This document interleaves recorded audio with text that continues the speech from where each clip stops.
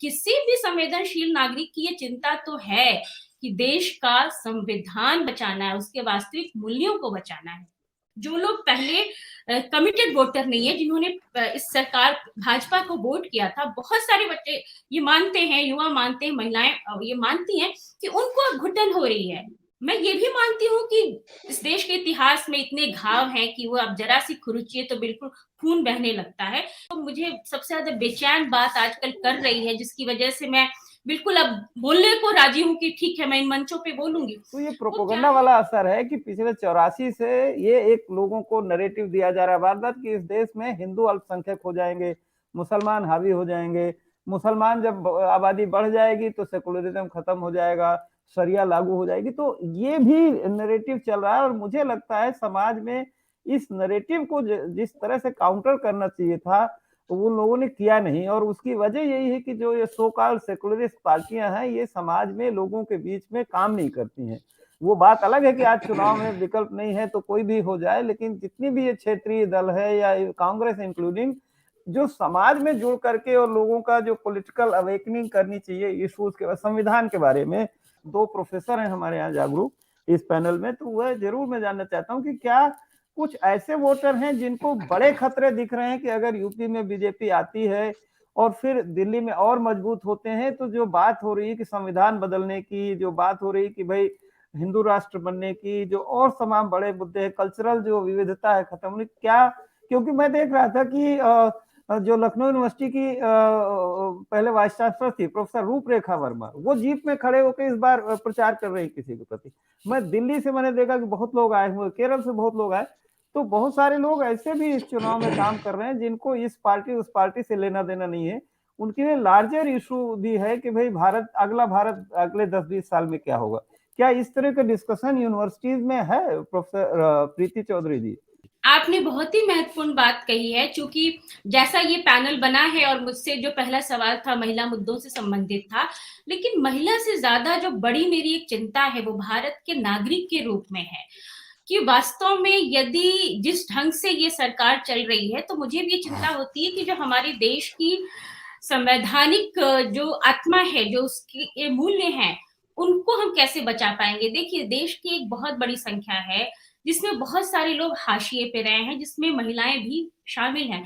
तो जब इस देश में एक संविधान बना जो लोकतंत्र, समता और न्याय आधारित था, तो बहुत सारे लोगों को जो हजारों साल की जकड़न थी, जो एक एक जो सोशल हायरार्की थी, उससे मुक्त होके एक व्यक्ति एक वोट, यानी जो व्यक्ति की गरिमा थी, संविधान उसको सुनिश्चित करता है।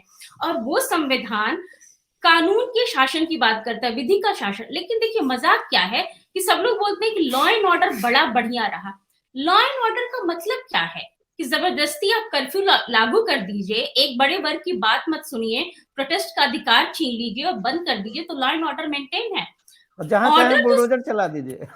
ऑर्डर जो है समाज का, वो कानून जब ठीक से काम करता है। ड्यू प्रोसेस ऑफ लॉ क्या है कि एक ऐसी शासन व्यवस्था जो जाति, धर्म, लिंग के आधार पे भेदभाव नहीं करती है।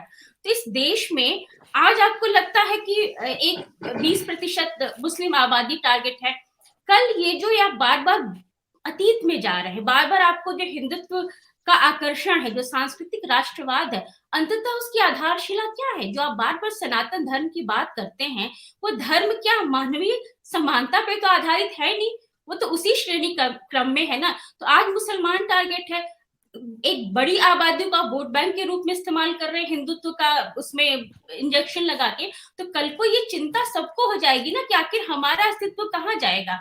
तो आप, लेकिन आप जो कह रहे हैं कि विश्वविद्यालयों में ये माहौल है या नहीं, अफसोस के साथ विश्वविद्यालयों में ये माहौल बहुत ही सिकुड़ गया है। विश्वविद्यालय परिकल्पना में एक वाद विवाद संवाद की जगह हुआ करते थे, उसमें आलोचना की एक जो क्रिटिकल एटीट्यूड होता है ना, अगर वो ज्ञान का हिस्सा ना हो तो वो तो बेकार है। लेकिन जो धनंजय जी कह रहे थे कि युवाओं की भी जाति होती है, तो जो जो समाज की सड़न है, जो समाज में गिरावट आ रही है, विश्वविद्यालय उससे अछूते नहीं है। मैं एक से एक डिग्री वाले प्रोफेसर को देखती हूँ कि जिस ढंग से वो स्वीपिंग रिमार्क करते हैं किसी धर्म के बारे में, जाति के बारे में, तो ये एक पढ़ा लिखा समाज जिसको कि संविधान के साथ खड़े होना था, संविधान के मूल्यों को आत्मसात करना था, वो नहीं दिखता है। उसको भी अंततः वही जाति, वही बहुसंख्यकवाद, क्योंकि हम लोग देखिए बचपन से पढ़ते आए, मैं थोड़ा-सा लंबा बोल रही हूँ, लेकिन आपने बिल्कुल आप कहिए कि जो मुझे सबसे ज़्यादा बेचैन बात आजकल कर रही है, जिसकी वजह से मैं बिल्कुल अब बोलने को राज़ी हूँ कि ठीक है, मैं इन मंचों पे बोलूँगी। वो क्या है कि हम लोगों ने बचपन से ये देखा कि भारत क्या है?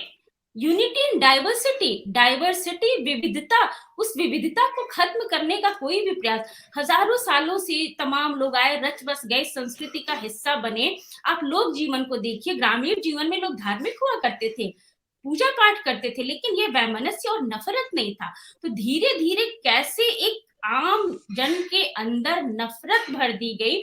और मैं ये भी मानती हूँ कि इस देश के इतिहास में इतने घाव हैं कि वो अब जरा सी खुरुचिए तो बिल्कुल खून बहने लगता है। लेकिन सवाल तो उसको ठीक करने का था ना, घाव पे मलहम लगाने का था। एक पूरी व्यवस्था, स्टेट अपनी पूरी मशीनरी के साथ और उसको और कुरेदने लगे और खुरेचने लगे, तो ये विभाजन बढ़ाने का काम है ना। आप क्या ऐसा देश चाहते हैं क्या जिसमें कि यूनिटी के नाम पे हर चीज का एक रंग में रंग दी जाए? तो ये तो मनुष्य की चेतना के खिलाफ है। और आज जो लोग गुस्सा कर रहे हैं, आपने जो फ्लोटिंग वोटर की बात की, जो लोग पहले कमिटेड वोटर नहीं है, जिन्होंने इस सरकार भाजपा को वोट किया था, बहुत सारे बच्चे ये मानते हैं, युवा मानते हैं, महिलाएं ये मानती हैं कि उनको अब घुटन हो रही है। एक तो खुद वायु का जो स्तर है, ऑक्सीजन लेवल घट रहा है, समाज में भी जो ऑक्सीजन मिलनी चाहिए वो लगातार एक विषैली जो हवा है उससे अब लोगों का, क्योंकि लोगों को वास्तविक मुद्दे नहीं मिल रहे हैं, उनको लग रहा है कि इस नफरत की राजनीति से हमें मिल क्या रहा है, हम किस दिशा में जा रहे हैं। तो किसी भी संवेदनशील नागरिक की ये चिंता तो है कि देश का संविधान बचाना है, उसके वास्तविक मूल्यों को बचाना है।